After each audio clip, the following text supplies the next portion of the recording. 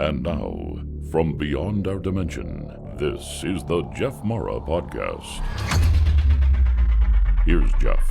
My guest is Jarrad Hewitt, a 4-time international #1 best-selling author, a multi-dimensional energy expert, and a successful voiceover actor.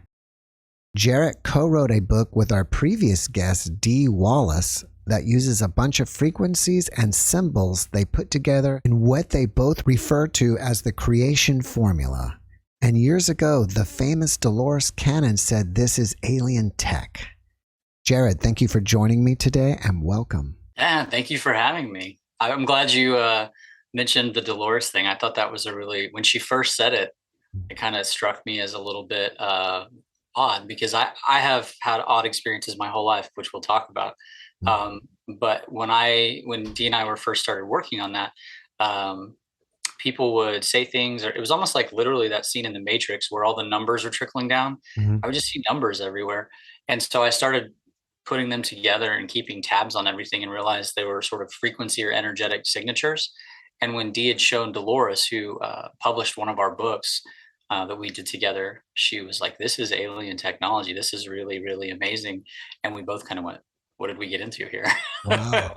So it's kind of cool. I would love to have her as a guest. It's unfortunate that she's no longer with us. I know, yeah. Before we get into your story, and while we're speaking about her, this will be an interesting question for you, I think. I was going to say she may be with us again as someone new. She talked about past lives quite a bit. Well, have you ever heard of Dolores speaking about background people? No.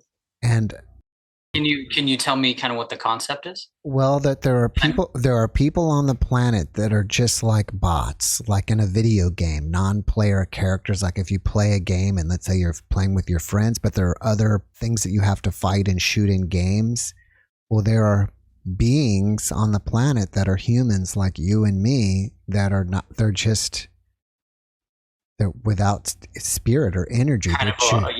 Blank. I had a friend who she referred to that. I'm trying to remember her term for it, but she had a term for that as well. And I always thought that was a very interesting concept. And I think according to Dolores, don't try to figure out who these people are because we can't. Well, then we wind up going, I think you are. I think you are. And then everybody's going, we're all a bunch of soulless. No, but the way it was described kind of to me is that they kind of just, if you think about things in a holographic term, right, in a holographic universe, it was a very interesting, complex dive into what is an external manifestation of who and what we are as creation. So where do we sort of pick and choose and interact with those people in ways which further our development. It was in terms of that. There wasn't anything necessarily nefarious to it, but I thought it was a very interesting concept. It would be interesting as if they could line up people, regular people and non-people, I guess we'd call them. And as being a person who can see people energetically, if you could tell the difference or not. It looked like. That's what, when you said that. So my friend, she called them clones, and said that it was like a clone of a divine design, yet they were not actually sort of in the same space. And I always went and took that back because I had some abduction experiences early on in my life. So I always kind of wondered if that wasn't a little bit like what people refer to as the grays. When I was a kid, I had night terrors like crazy, and I would get snatched out of it. It was literally like the wall would open up and I would be, snatched out and I couldn't move. And it terrorized me for a long time, but it also was terrifying to me because I couldn't read their energy because they didn't have energy bodies like we have, or like even say the Pleiadians. There are certain energy signatures that other, if we want to call them aliens, give off. So it's very easy to read. Even if you're not speaking, it's very easy to understand and communicate. And with these beings, there was like no communication. And so I think that's what was particularly frightening because I couldn't read what the intent was or what the energy of that situation was. So I wonder if it might not be a little similar to something like that. So did you have an NDE as a child, or did you inherit the ability to read energy? No, I was born that way. I mean, I can remember I was really, really young. I was driving to go get vaccinated. So this was like maybe 2 or 3. And I was talking in the back of the car. And my mom said, "Who are you talking to?" And I said, "You can't see the person? He's right here." um, but I could dead people. So I didn't do well with funerals. But it was just something that I could always do.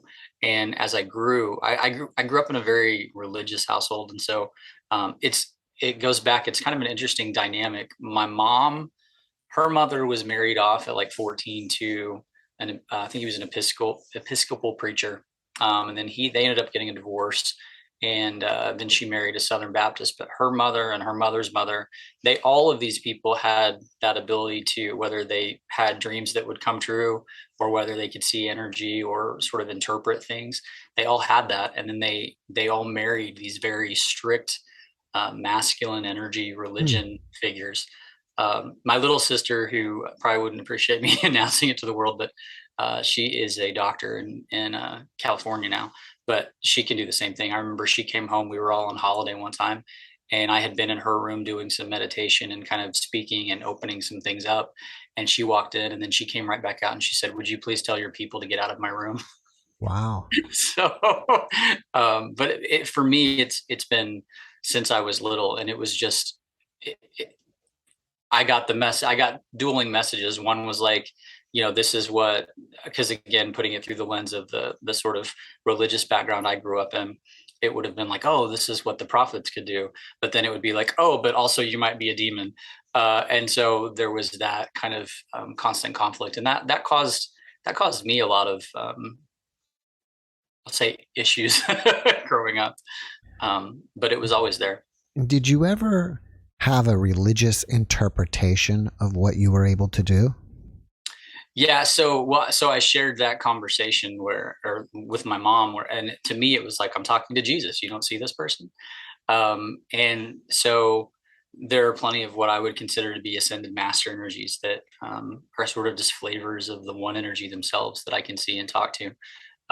Within the scope of religion, it actually made me question religion more, just because of the way things were framed. And like, if you die and that's it, or if you die and there's heaven or hell or whatnot, why am I seeing people, after they've passed? What's happened there? And they first started showing up in ways that were kind of terrifying to me. I remember, and it was like that for a long time. I remember staring at a woman in a gym one time, and she kind of looked up and I wasn't staring at her, but I was staring kind of just off at her energy field. And she came over and she said, "What are you staring at?" And I thought, oh, she thinks I'm staring at her. And, I thought, oh, I don't know where this is going to go. And I said, "Oh, no, I'm sorry. I wasn't," whatever. And she said, "No, you saw something. What were you looking at?" And so for whatever reason, I just opened up. Her name was Pam, I remember. I just opened up and I told her, I said, "There's a young kid, looks like he's about 17 years old. And there's just blood and glass all around him. But he's standing right next to you." And she started crying. And then she told me that it was the 1-year anniversary of her son being killed by being thrown through a car window. But it showed up that way to me so I could relay it to her so that she would actually understand that's what it was. It wasn't until I kind of started to really work on what my fears were about having those encounters that the energy changed and how it showed up and could communicate. Do you normally see orbs or ever recognize orbs moving around you? Yeah, as a matter of fact, we may get a few today. Well, the reason I just brought it up and I was over here putting a timestamp down was, and please don't be offended, I'm going to say it was either an orb that just blew right by your head or there was a bug that blew right by your head. Sometimes when we're on here, it'll do these zigzags and go up, especially when I start talking about specific kind of dimensional energies. That happens a lot. As a matter of fact, within my little group, when we do calls, they call them zoomies, just because we're usually on Zoom and they will see them go, but it's like they will be moving around in very nonlinear ways. Mm-hmm. Well, there was one that was doing that. The first one was a big one, and it just blew right behind your head pretty fast. Yeah. And then there was a tiny one that was kind of, I think, doing what you were describing. So, it does happen, yeah. Now that we've said that, people may rewind this video and go back and see if they can see that. Yeah.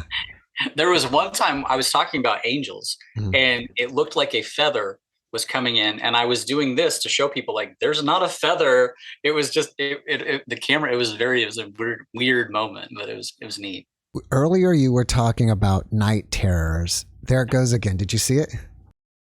Went right in front of your face. My video is real small, so I'll have to. Oh, okay. Don't worry about it then. It just blew right in front of your face.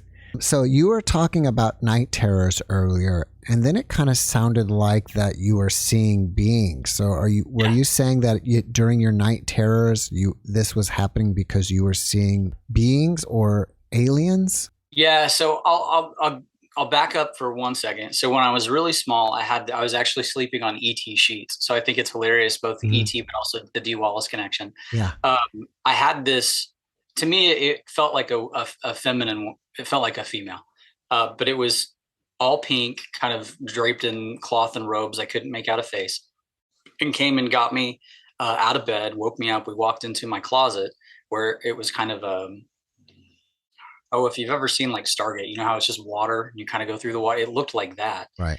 And I got to see this whole vision of like my family tree and the lineage. And it was all my dad's side, interestingly. And then brought me back, came through the closet, went back to sleep. And, my parents thought maybe I'd seen Scooby-Doo or something, because I said it looked like a pink mummy. And so that was my first, and to me now I recognize that was an Andromedan being, and there were things that were happening in that moment. When I was in high school, that's when I started having these experiences of kind of being like sucked out through the wall of my bedroom. And those were actual beings. And it took a while before I was able to be in a place where I could start to channel and ask questions and find out what was going on in that way. And there was a group, like I said, what I would have termed the grays, because usually when I see sort of the different dimensions will have a color spectrum signature to me. So like if it's a Palladian energy, it shows up as blue. If it's an Arcturian energy, it shows up as kind of a deep purple. And this had kind of just no color, lack of color, but a little bit it was just gray. And like I said, I couldn't read their energy. I couldn't do anything. But what was relayed to me later was that I was actually helping them access a wider spectrum of energies, and they were helping me make further contact with sort of my wider self. So it wasn't anything nefarious. It just felt nefarious to me, because it was almost like if somebody has no emotion, if you have wisdom with no heart, that's a little scary. It's not that they didn't have a heart, but it was just a totally different energy spectrum than anything I'd ever seen or felt before. And it was quite terrifying at the time.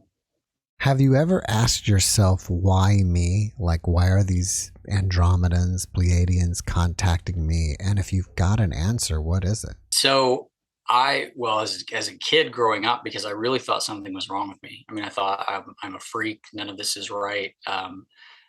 It ended up sort of in the greater scope of how I see energy. I really shut down my heart, and I didn't feel home or safe, or it just was completely weird. When I expanded out to that space, there's this, I don't mean this in like a grandiose way. There's a place wherein we can receive things to go out and give messages and to help and speak. And it was just sort of kind of who I was on the other side. And I can talk about how I see lifetimes and souls over souls, that kind of stuff as well. That lent itself to this lifetime of being and having this experience to not only help integrate some things within me at a larger level, but also help to get that message out into the world about what love is and who we are and what our place is within all of that, to help us ideally rise to a space of working together and being together and learning to love each other and create in new ways. So you were saying that I think it was Pleiadian energy is blue, and then another energy was this color. So to me, that's how it shows up for me. Yeah. So when you see these alien beings, when you say, are you just seeing something that looks like a bluish, smoky looking energy, or do you see something that looks like a being from Star Wars? That's weird that you said that, because I was going to say it's more like the Imperial stormtroopers, like in their shape. It's almost like a kind of an obelisk with, a cloak over, like I guess you'd call that a cloak, what they were wearing. So it shows up like that, like very large. I had a friend once, and within the scope of how we perceive dimensions, things can change a little bit. We were walking back to my little rent house in California, and there was this giant white being. And when I say giant, I mean 40, 50 feet tall, but it ran across the street, and as it's running, it's getting smaller and goes like through the front door. And I didn't know that this particular friend could see energy. And we both kind of looked at each other and went, "Did you just see that?" And then, I was like running into the house to see what was going on.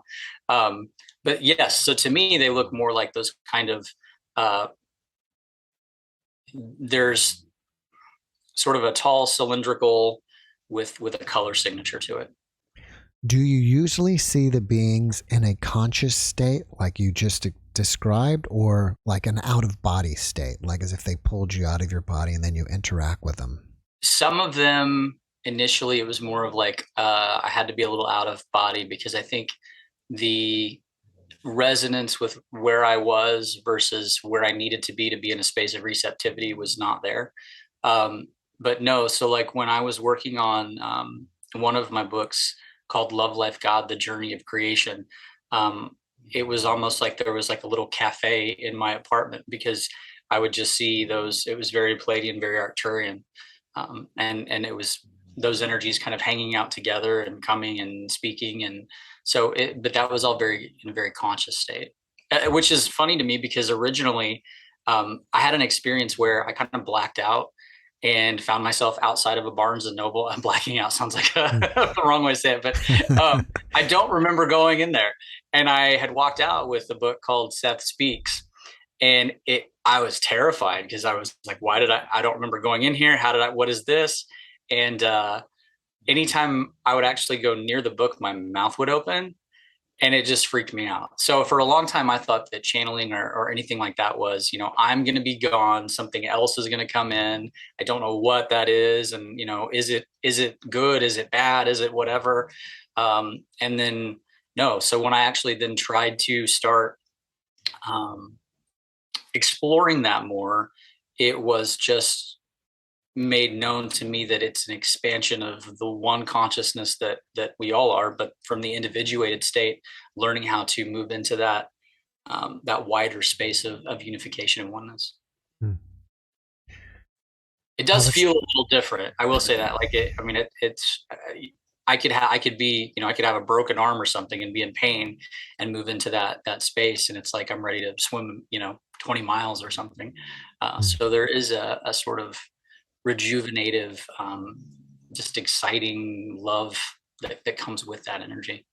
Well, since I mentioned it in the beginning, what is the creation formula and what makes it alien tech? Yeah. All right. Well, it's funny because it's actually, I can move this. It's my screensaver. So we were looking at, well, I'll explain it the way I explain it right now, rather than giving you the backstory. I explain it as, if you were to say, I am divine love. Well, we all have a lot of stories around what love is, what we have to do to get it, to keep it, to earn it, if we're worthy of it, if it includes abuse, all of those things come in. Same with the word divine. We have a lot of different, even the history in the collective, we have a lot of energies around what is divine, what isn't divine. So the creation formula itself is I'm going to move this over. It starts off with a symbol for unity with God, and it moves into joy, allowing the light in. There's a long sequence that represents the brain, but that sequence that represents the brain, it's not just the mushy part up here. It's our entire electromagnetic field and how we allow the light in and how we communicate. So if we go to an energetic perspective where people talk in chakras, this is the space where all of the energy becomes of one accord. Everything opens up, and it's not just, well, I'm holding my, expressive abilities here. I'm holding my ability to, like the third eye being something where you can see the future or whatever. It's understanding how light comes into physical matter, and how, as that light becomes denser, not in a pejorative term, but as it becomes denser, the molecules, everything starts to take shape and form physicality and physical reality. And so there all of these frequencies. And at first I thought, oh, this is the actual frequency of, the brain, or the actual frequency of. And while in a way it is, it's a wider, I would almost say like it's a coordinate for what the expanded space within us is. And as we move through that, then our orientation to the dimension or the space that we're in begins to change. And we open up to a bigger space where we can allow that communication, that love, and that creative ability, while also learning how to be in physicality and work within the physical construct of the world. So as that started coming in, then that's when Dolores came in and she said, well, this is very alien. But when she said alien, what she meant by that was, how I took it anyway, was alien in the sense of it transcends and moves through a lot of different dimensional time and space. And it is a space where there's a particular group called the Ankarians that had a lot to do with sort of the Mesopotamian Egypt energy. But when you look at like building the pyramids, when you look at some of the things that had relationships to the stars and things of that nature, this is a little bit of that same energy, bringing us. I'll use a Star Trek metaphor, bringing us into sort of the Galactic Federation. Mm-hmm. But it's bringing all of those different aspects into who we are from the human perspective. You mentioned that you had some kind of diagram on your screensaver. Do you have a diagram there that if you'd like, we can share screen? And then absolutely, yeah. Maybe that'll help everyone. Let me make it. Yeah. Okay. I have to allow it. Okay. Okay. And maybe that will help us all understand it even more. Did that work? It says your screen is sharing. I just don't see. Oh, there we go. Oh, here it is right here. So this is the original creation formula. Mm-hmm. I do a lot of symbols and things like that. Like I'll show you in here. I think I've got. So here there's 13 rays on the sun. 13 represents the kohan of self. That represents our mastery self. The peptides all have specific corresponding things. This right here represents part or most of the entire formula in and of itself. But this is kind of some of the stuff that I do on the side where things will come in. And but this right here is the entirety of the formula. So here we have the frequency for unity with God. And then we have opening up to joy, allowing the light in. This would be the brain here. As you expand all of that, we go into the pineal and pituitary, and that's the space where we begin to unify and activate the third eye at several different dimensional levels. And you can see here releasing patterns, divine love, frequency of the matrix. That's kind of fear. That's releasing any of that so that we can move into that space of what home is. Fear of creation, releasing that from our energy, being able to. Genetic forgiveness down here is not just about the forgiveness of mom or dad or whatever, but if you think in terms of all of the lives that one may have lived, and all of the places and spaces we may have been, there's a much bigger space there. So it's really letting go of everything that is not of your pure divine blueprint. So anyway, it's just that gives you an idea of what that is. And so when we utilize it, for me, I used to have this hanging next to my computer just so I could look at it, and anything and any energy I wanted to either enhance an energy or let go of what I was perceiving as kind of a negative and move into the opposite positive of that. That's where I would go over this, and I would use the term I invoke the formula, but it's not like you're invoking something externally. You are moving into that place within you that ultimately is the remembrance of who and what you are from that space, right? And in bringing all of that energy present. You have so many numbers on that sheet. Yeah. What do those numbers represent? Is that a electronic frequency or? So it's frequency, but maybe not how we would like on a dial where we would plug it in and be able to tune to it. So it's almost like I call them coordinates. So it would be sort of like a coordinate within a particular time and space structure that within that carries a frequency, and that frequency allows a larger expansion. Does that make sense? Yeah. It's just that you had such I saw something, it was like a 1 through 7, and then I saw another number, it was like 42,000 something, like, okay, you have 477.9.7, and then you have a 0. Yeah. So some of like, let me find it. So some of these, right? So these would be the way they interact with each other. Like this right here would be a space that you get to by bringing this energy through this energy here and balancing it. Then we get down here. Well, that's also the harmony of basically the pituitary and the pineal gland.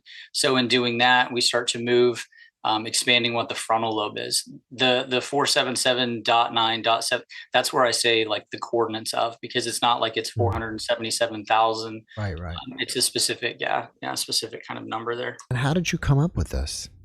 So this is where the very first day I remember when it started, I was walking down the hallway in the old William Morris building in Beverly Hills.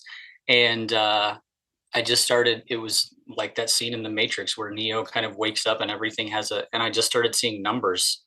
And previously, if somebody were talking, I could talk to somebody and they might say, I say, how's your day? And they may say, oh, my day is going great. But I would hear sort of the energy underlying that. And I'd say, okay, so what's going on with your mom? Because that's what you're carrying around. And so I would hear it rather than see those kinds of things, or I could maybe see it in their aura. But all of a sudden it started becoming a number trickle. And so I started to, whenever they would trickle, but they would really stand out like in gold, I would go and I would write them down, or I would call D as I did that day. And I say, write this down. I have no idea what it means. We'll go look at it later. But that was the first time it ever happened, was when I was walking down that hallway. Do you feel like that was a download, or perhaps you were channeling it? I think it was very much a download.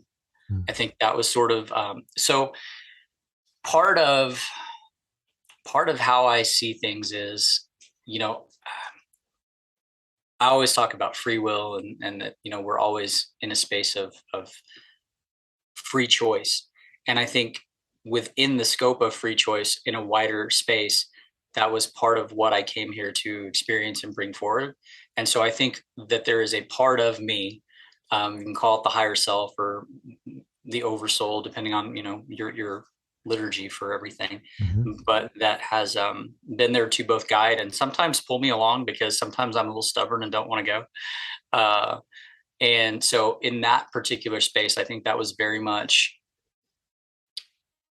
an opening into expanding more into who I was to become and what I was going to be. So I think it was both. I think it was a download, and I think it was kind of a bridging connection into that higher consciousness that was saying, this is really where we're going here. Can you give us some tips on things that we can truly do to elevate ourselves? Yeah. Well, so how give me a little specific, because like one of the things that I would say is a big place that we can get caught in is judgment. And that sometimes the judgment is absolutely correct from our perspective, right? And if you look at it from a space of even sociologically, if you look at it and say, well, if I were born this way, and if I had all of these thoughts, well, of course, I would have acted the same way. And I think it's important to understand, one of the 4 agreements is take nothing personally. And if you can understand that what other people are doing, saying, how they're acting or being has really nothing to do with you, that's a very big part there. At a I don't know that it's a smaller level, but at a different level, just being able to look at yourself in the mirror and really take yourself in from a space of love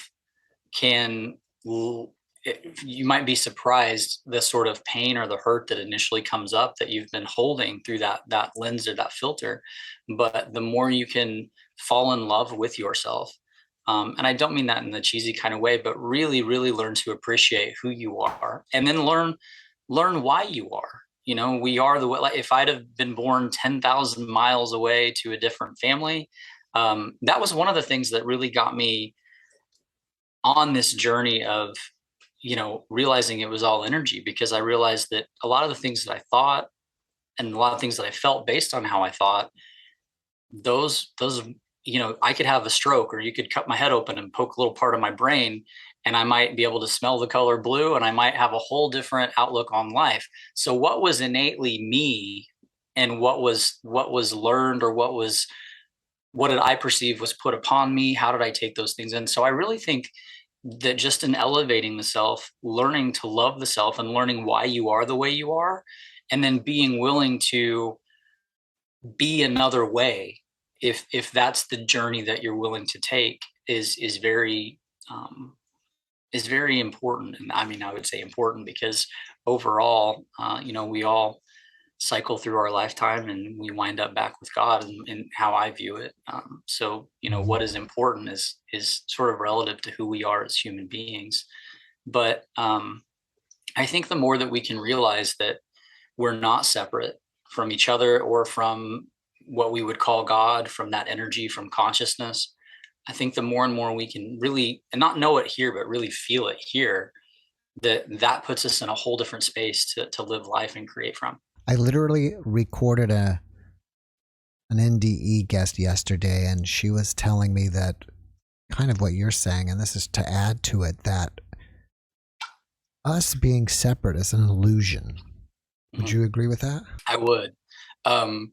It's one of the things that when I talk to people about multidimensional perspectives, they get a little freaked out about, because they'll say, well, how do I know I'm me if I have this perspective where I can see me as the observer?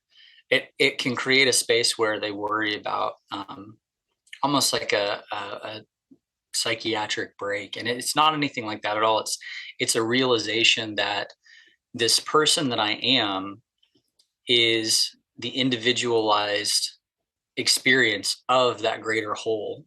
And when you can realize that, you can appreciate and be who you are with all of, we all have preferences. We can go to a restaurant and 20 people might order 20 different things. So being one doesn't mean we all have to order the same food or like the same stuff. But when we realize that there is an energy behind all of that, and there is a oneness behind that, then we can start to tune into that space as well. And that gives us an even greater appreciation, I think, for the individuation, for this experience as who we are, but also takes a lot of the pressure off, because we realize, hey, at this other level, there's just this love, and it's just this beautiful space of oneness. And when I talk about dimensions, there's kind of, I call them flavors. And so there's that space where you can move and be in pure source. And then there's kind of the space of having like a Jesus or a Buddha or a Saint Germain or something like that. You get a flavor of a bit of an ascended master kind of energy, but it's all from that same tree. So are you under the perspective that we're in 3D here, third dimension, and then perhaps if we go through the ascension, we'll be in the fifth dimension?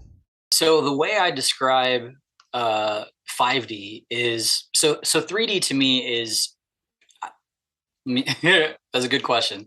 We're a little bit of a few different things all at once right now, and I think that's why the world seems as maybe shaky or quaky as it can sometimes, because there's a lot of different things happening.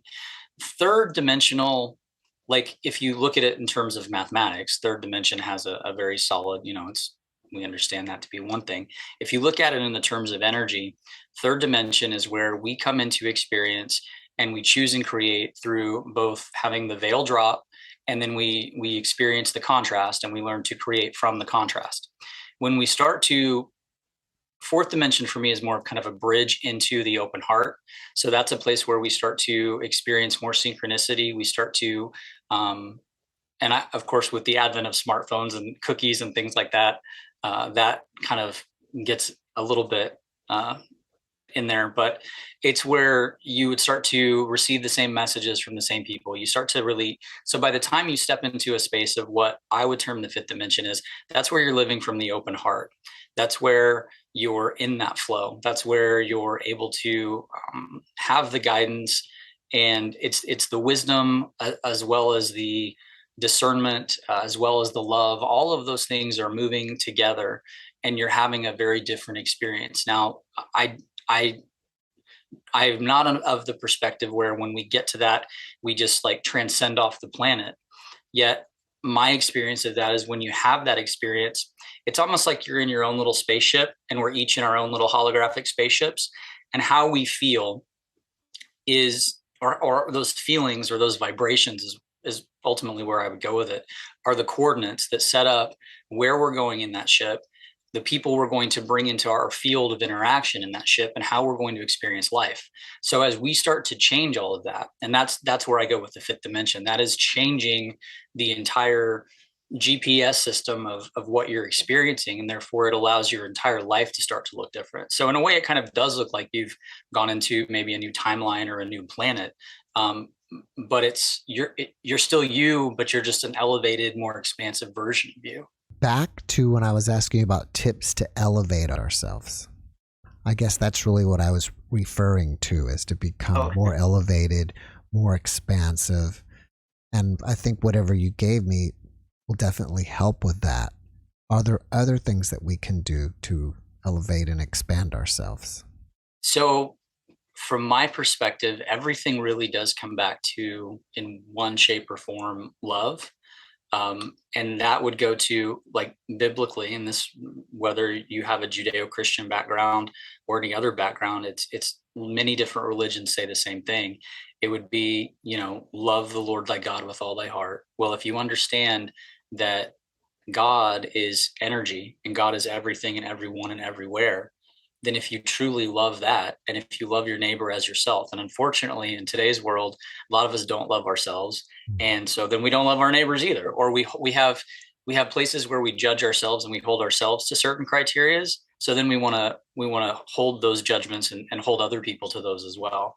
And so that goes back to that first one of where it would be love God with all your heart. But if that means love energy, love life, love everything that is with all your heart, then you have to have that mutual respect and that joy and that allowance. And you can understand, this is my journey and I'm sovereign in my journey. And you can then allow somebody else to be sovereign in their journey without having to have a reactionary interchange with them or anything like that. So for me, it really does all go back to love. The more we can love ourselves, the more we can love each other. The more we can love each other, the more we can love ourselves. And so it just creates this sort of self-propelling process where we elevate in that space.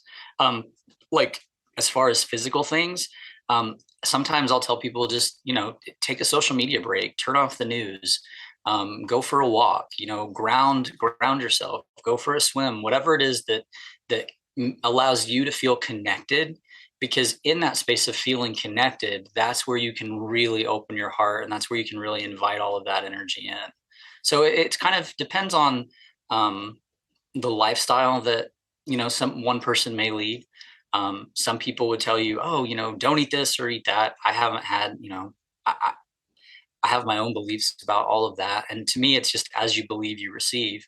And so we're kind of self-validating belief systems and things of that nature. But it does go back to, for me, just love. Why do you think so many people don't even love themselves? I think that a lot of people feel disconnected. I think that they feel, so when I talk about, or oftentimes when I work on people, it'll go to what I call star particle energy. And that will be the first time we ever individuated from source. Now, if you kind of think of this like big ball of light, and this big ball of light saying, I want to know myself in a new way. And I'm going to have Jeff, I'm going to have Jarrad, I'm going to have this experience. Well, we might take that as, wait, I was just in this beautiful field of bliss. And now what did I do? Why am I out here on my own? Why did I get, instead of, wow, I get to go and experience this beautiful ride. And I think there's been a lot of that over time and through space.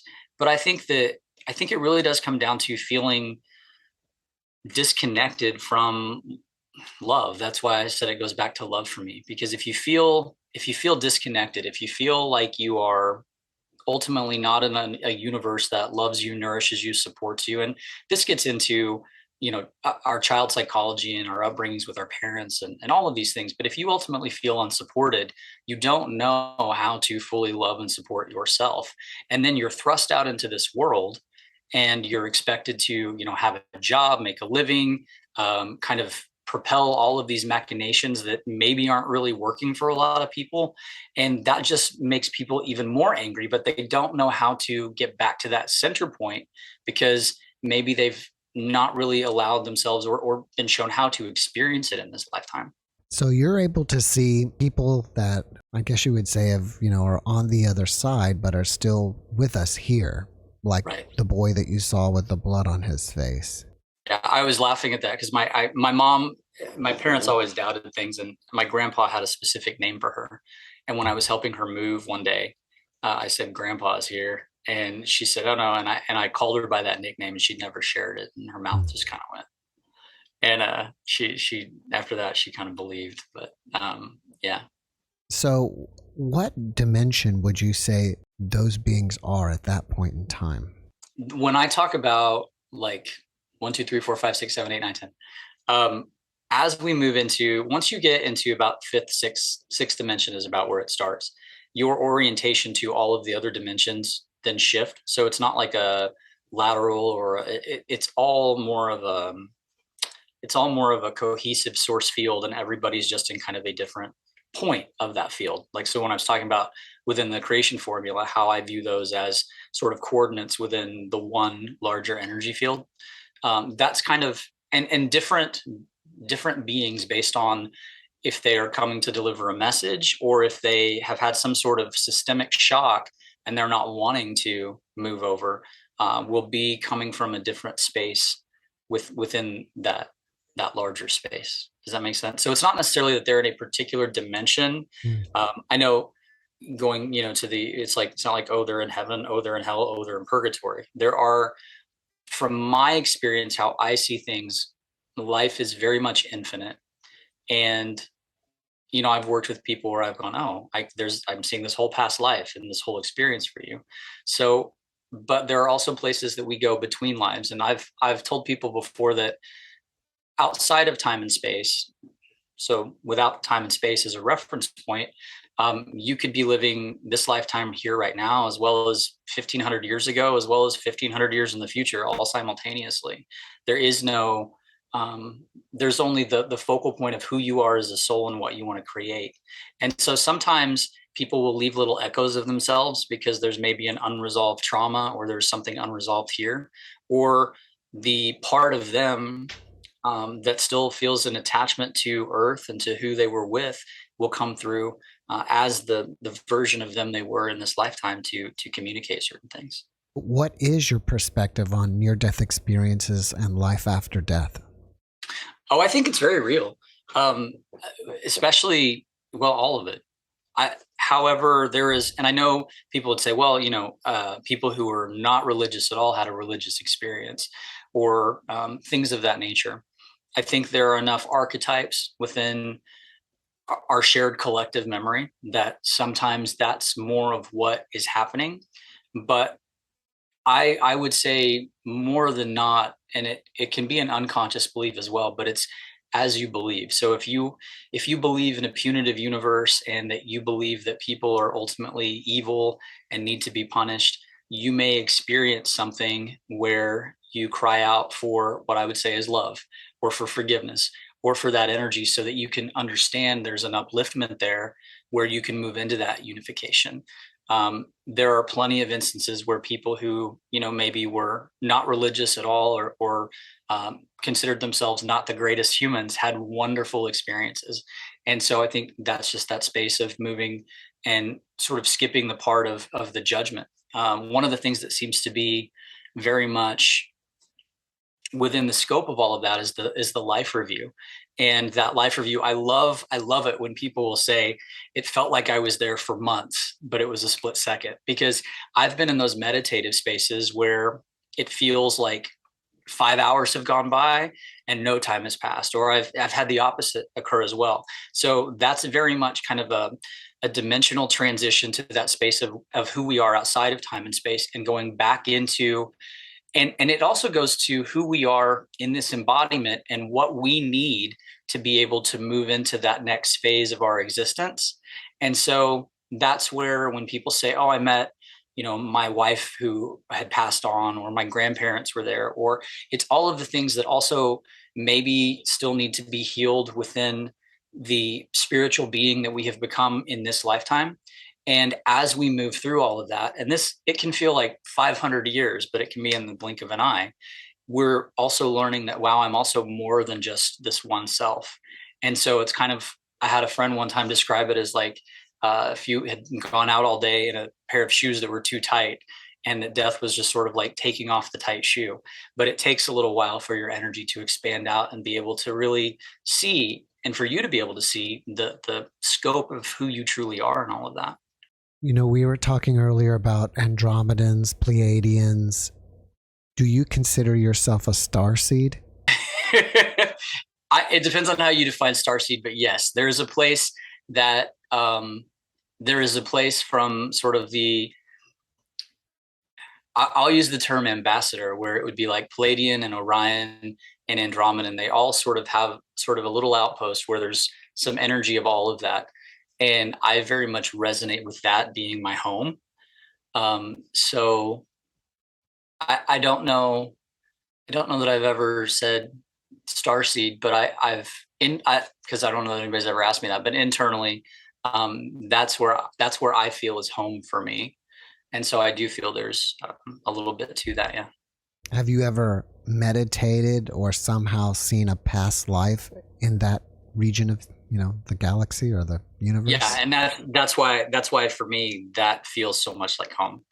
I've had that meditative past life, but also it came just very consciously awake and had the whole full blown experience, and was like, oh, wow, I guess I need to get off my duff a little bit and not take things so personally, or not, not be so involved in the day-to-day human stuff, and actually realize, because it was a very strong experience. And I've had other past life experiences or visions or things like that, from Earth as well.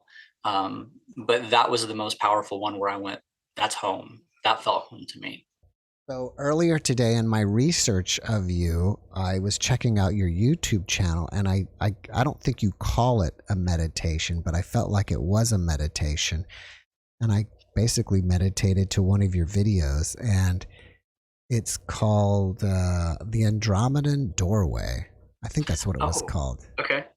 And I thought it was really interesting. And it kind of is piggybacking on what you were saying earlier about elevating yourself. And obviously, you know what I'm talking about, but about, crossing this threshold of what you want to be.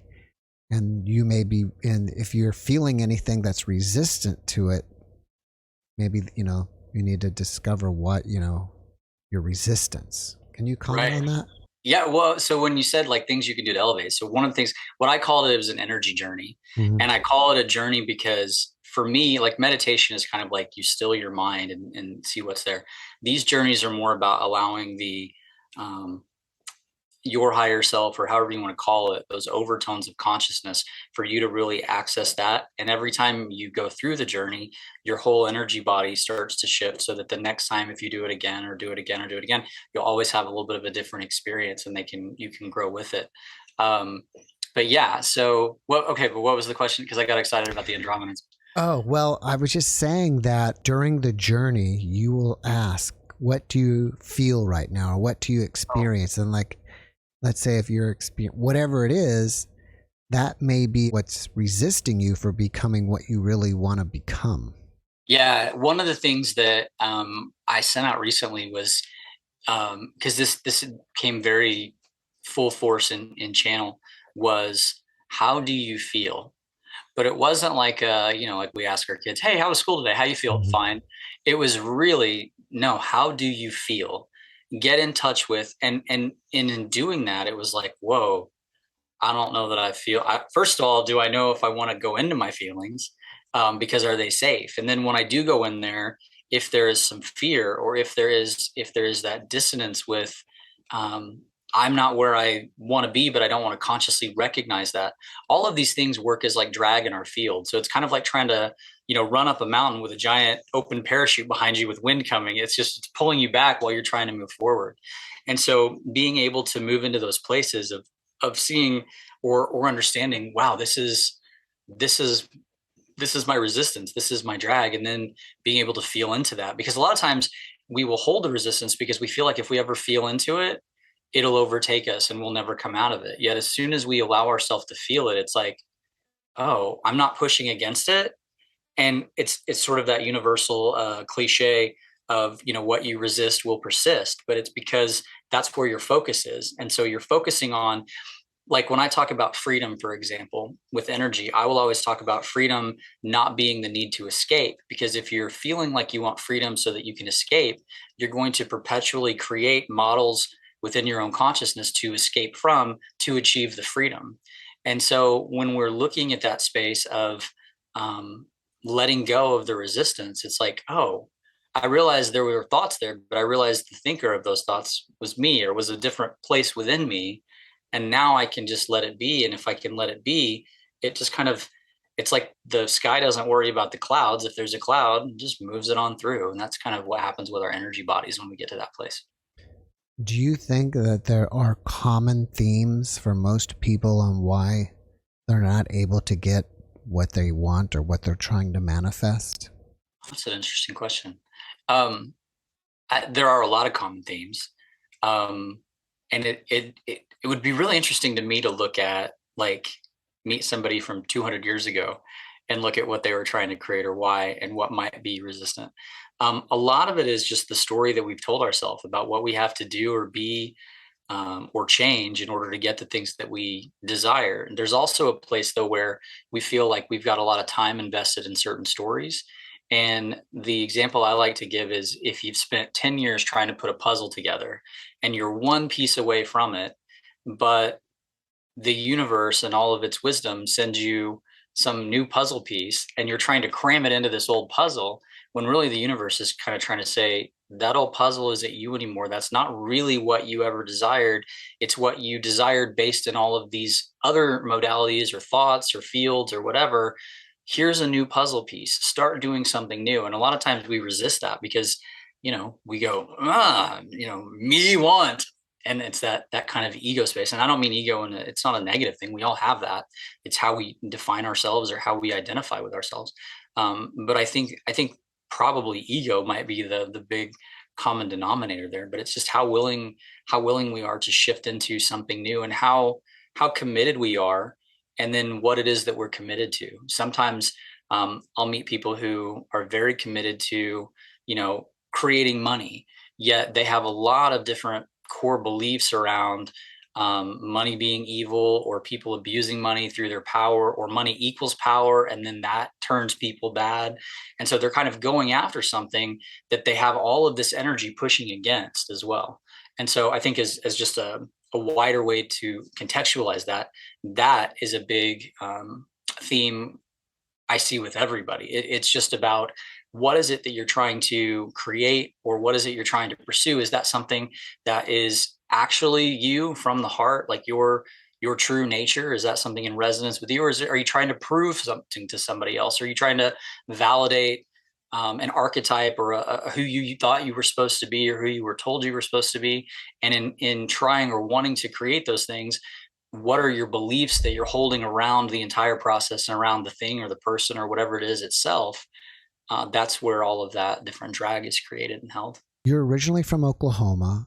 You moved out to Los Angeles, and you became this super successful voiceover actor. Obviously, you're not recognizable because you're a voiceover actor. Yeah, but that was the idea back in the day. I didn't want people to see who I was. But what was it that you did energetically and within yourself, and the changes you made to achieve this success? So there's one little exercise. I talk about it in, I think it's my book, The Answer is Energy. It's the I'm so excited exercise. And I remember Dee and I one time, I was helping her. She was teaching the class, and I was there just kind of to help her do it. And the premise was, write down 3 things that you would love to do, and then jump up and down, get excited, move your body like you just won the lottery. And the energy behind that is putting yourself in alignment with receiving and what it is to feel good. And also, usually when people go like woo, they feel really stupid because so there's an element of control, and that control also creates a box that you live in, and nothing can get into that box because you're not allowing through your own resonance. So I don't remember what the third one was. Two of the things that I put on there was I was so excited that I chose Coca-Cola. I said, I'm so excited I'm the voice of Coca-Cola. And I'm so excited that I'm the voice of a national fast food chain. And within a couple months, I was doing Coca-Cola for the Olympics. And that's when they were on American Idol. So I was doing that. And then I was the voice of White Castle. I got hired for that. So energetically, for me, that was one of the things that I did. Then I found that I was trying to prove to myself that I could continue to create, and it wasn't a fluke. But the vibration that kind of put out was, I'll know I'm creation when I create. And so I had to get back to basics of saying, wait, it's not about the mental sort of trying to push the energy. It's about living in that state of beingness and that openness and that flow. That was really, and at the time when I first went out there, I signed with an agency that it's William Morris Endeavor now, but it was the William Morris agency back then. I was reading, I think it was Asking It Is Given by Esther Hicks. Esther and Jerry. And so it was just Abraham. It was just, teaching, hey, if this is what you want, align with it and go for it. And so that's a lot of what I teach, to this day, is just moving into alignment with what you want. And a lot of times what people do immediately is they move into alignment with what they think they're going to encounter in their journey. And that puts the stop button on it. So it's like, if somebody says, well, I want to, make $100,000, and I go, okay, great. So what are your beliefs about that? Oh, well, I'd have to work really hard. I'd have to do this. I'd have to go change my education. And it's like, well, you might have to do those things, but if you really get in alignment with whatever amount it is, then the universe presents you with opportunities where it's not like you're having to push or fight or claw or any of those things. You're more in the flow. Do you think that opportunities come our way all the time and it's just that we don't take advantage of them? So I don't know that it's that we don't take advantage of them. I would say that even, and I used to be the most pessimistic person. So understand where I'm coming from. I think the universe is always conspiring for our good. And I also think that is once we are able to move into that point of view, because it does take some work. I think in my case it did. And I know other people who would say the same thing. When you can move into that space, then things aren't necessarily happening to you, they're happening for you. But it's also not in a way where, oh, this awful thing happened and I have to learn a lesson to move on. It's as I go through life, I'm able to have experiences that give me the tools that the universe knows I'm going to need to climb the next peak, to move on to the next space. And so I do think I think miracles abound, I would put it that way. And we're always in that space. It's just how receptive are we? And sometimes, when I was in my early 20s, late teens, I had a really bad heart condition. And it's like I'd wear Holter monitors all the time. I had these tubes up my nose. And I was just negative.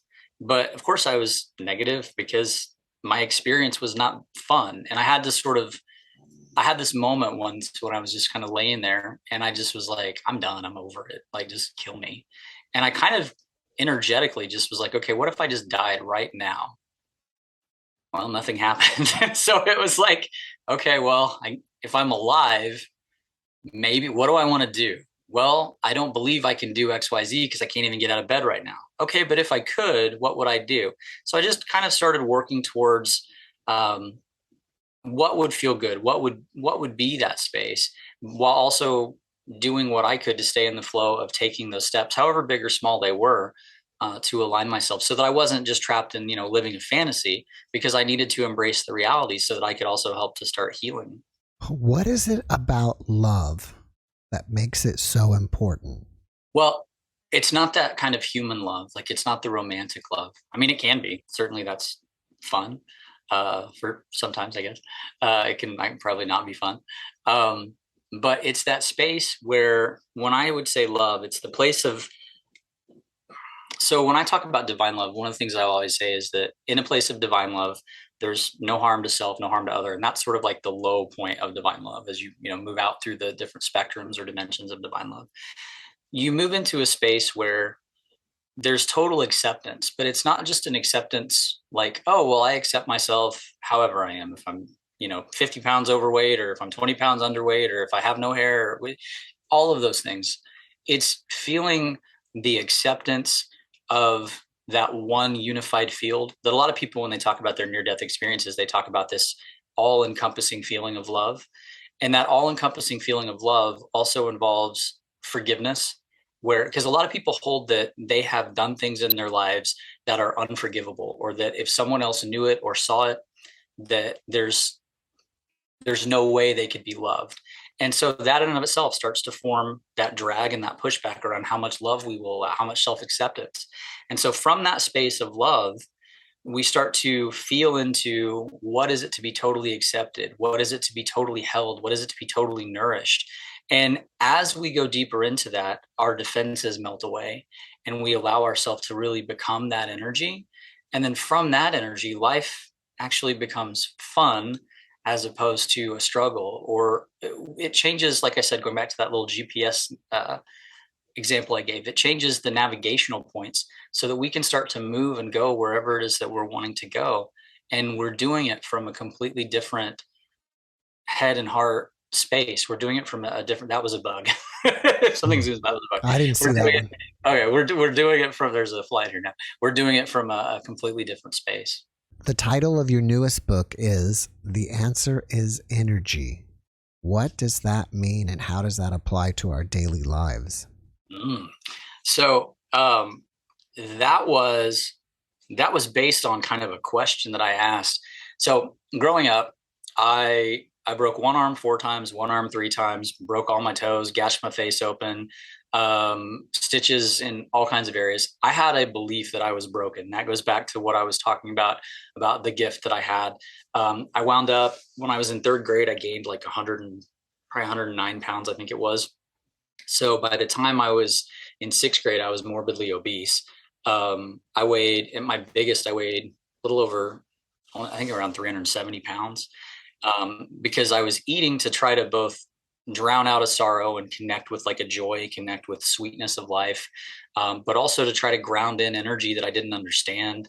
I had my heart really shut down because I didn't feel like it was safe to be me and it was safe to be open. And so as I kind of moved through all of that, that gets you to where I was talking about being at that place in bed, just going, this sucks. This isn't the life that I want. And if I could live the life I want, what would it be? And at that time it was to go to California, but I didn't believe that I even had the strength to do it because I couldn't even get out of bed without my heart going crazy and needing 9 Xanax. So in being able to, in that moment, just saying, okay, I'm just going to die. Well, I didn't die. So then I thought, well, I'm stuck with myself. Well, who am I stuck with? And that was a space where I started to ask those questions of, why do I believe what I believe about myself, about my body? What are the teachings that I was taught? What is, and I really did a lot of work around what is innately me. Like I said, if I'd have been born 10,000 miles, 20,000 miles away, whatever, who would I be? I might have different religious beliefs. I might have a different socioeconomic background, but what's innately me versus what's learned or what's put upon, or all of that. And so for me, it was learning that everything in this world, whether it's, a blade of grass, I'll go to sort of the Gnostic Gospels of split a piece of wood and there I am. But it's, to me, again, it just goes back into, that was a form for people to understand a greater truth of what energy is. So when I say the answer is energy, the answer is really understanding who you are, why you are, how you are, which includes all of the different beliefs that you have, conscious, unconscious, which you might say, well, how do I know my unconscious beliefs? There are a few telltale signs and giveaways. But overall, just looking at what is your life and why is your life and how is your life, and being able to use that same series of questions within the deeper self. So for me, the answer is energy means that when we can understand why we are the way we are, we can also understand how to let go of or change how we are in any given space. That again, if from my perspective and how I view things, when we can let go of all of that resistance and move back into the energy of love, which to me, the energy that created the entire world feels very much like those NDEs. When you go into that space, it's just this encompassing and rapturous love. So if everything is energy in that space, well, then you and I are just different forms of that energy with different backstories that have led us to this moment. But if we can learn how to interact with each other, if we can learn to interact with ourselves in different ways, that changes the entire world. Even like electricity is energy, right? Sure.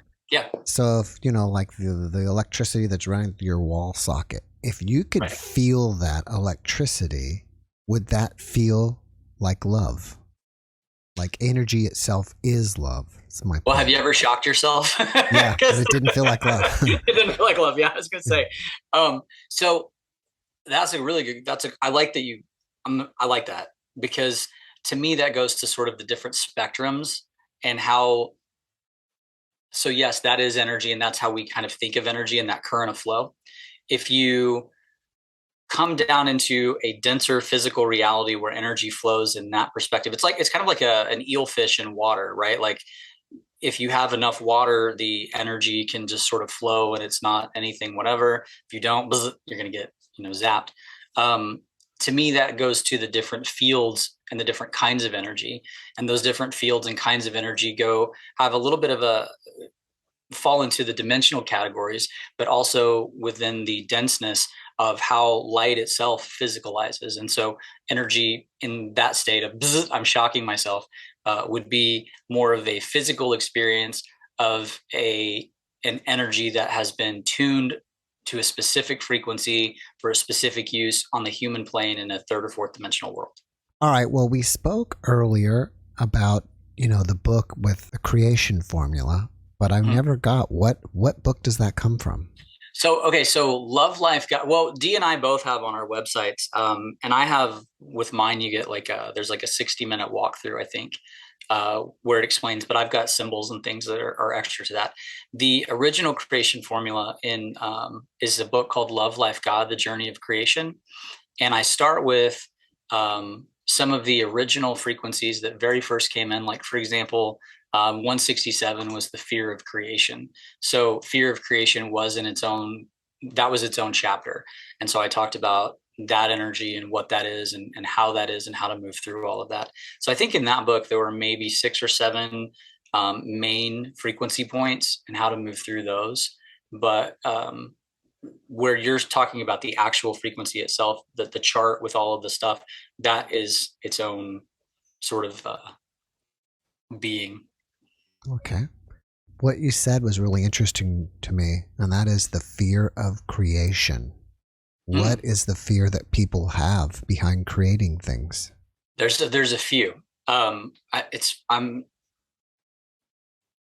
of the things can be the fear of change and what that creation means, because no matter what we're changing all the time. Nothing is static yet. A lot of times static is what feels safe to us. So even if we want, a relationship, a job, a new car, a new house is a good example, because if you get a new house, what do you have to do? Well, you have to pack up all your stuff. You have to, there's a lot involved in gaining the new thing. And so there can be that, oh my gosh, what if I don't have enough energy to do it? What if this is the only time I ever do it? What if I'm not supposed to do it?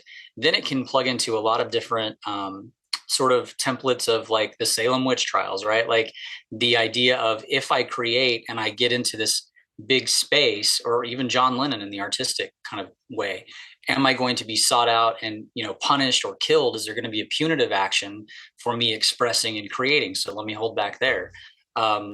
There are all kinds of, even within the religious templates and archetypes, what should I be creating? What should I not be creating?